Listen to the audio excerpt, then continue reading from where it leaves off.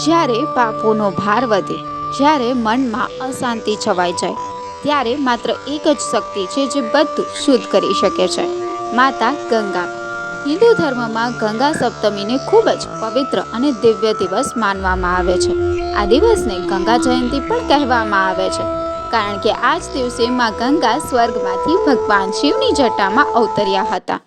2026માં ગંગા સપ્તમીની તારીખને લઈને ઘણા લોકોમાં કન્ફ્યુઝન છે. 22 કે 23 એપ્રિલ?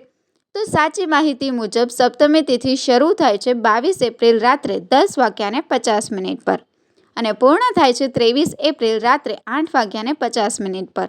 આથી ગંગા સપ્તમી 2026 23 એપ્રિલના દિવસે ઉજવાશે. આ દિવસનું મહત્વ ગંગા દશેરા જેટલું જ માનવામાં આવે છે. એવું માનવામાં આવે છે કે જો તમારા જીવનમાં ગ્રહ દોષ છે, માનસિક તણાવ છે અથવા કોઈ અજાણ્યા સંકટો છે, તો ગંગા માતાની શરણમાં જવાથી તમામ દુઃખો દૂર થાય છે.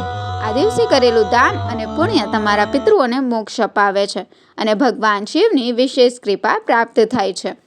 ચાલો જાણી લઈએ ગંગા સપ્તમીની સરળ પૂજા વિધિ. સૌપ્રથમ વહેલી સવારે ઉઠીને સ્નાન કરો. જો શક્ય હોય તો ગંગા નદીમાં સ્નાન કરો, નહીં તો ઘરમાં જ પાણીમાં ગંગાજળ મેળવીને સ્નાન કરો. ત્યારબાદ તાંબાના પાત્રમાં ગંગાજળ લઈને સૂર્યદેવ અને માતા ગંગાને અર્ઘ્ય આપો. ઘરના મંદિરમાં ગંગાજળના કલશ અથવા માતા ગંગાની પ્રતિમા સામે ઘીનો દીવો પ્રગટાવો. ફળ, મીઠાઈ અને ઘરેલું પ્રસાદ અર્પણ કરો. અંતમાં માતા ગંગાની આરતી કરીને પૂજા પૂર્ણ કરો. અને ખાસ યાદ રાખો, આ દિવસે તામસિક વસ્તુઓથી દૂર રહેવું. આ દિવસે આ મંત્રોનો જાપ કરવાથી અદ્ભુત લાભ મળે છે. ઓમ ગંગે નમઃ. ગંગે ચ યમુને ચૈવ ગોદાવરી સરસ્વતી નર્મદે સિંધુ કાવેરી જસ્મિન સન્નિધિમ કુરુ. નમો ગંગાય વિશ્વરૂપિણે નારાયણે નમો નમઃ. માતા ગંગા માત્ર એક નદી નથી, તે શ્રદ્ધા છે, તે મોક્ષનો માર્ગ છે. આ ગંગા સપ્તમી પર તમે પણ માતા ગંગાની કૃપા મેળવવા અને જીવનને શુદ્ધ અને પવિત્ર બનાવો.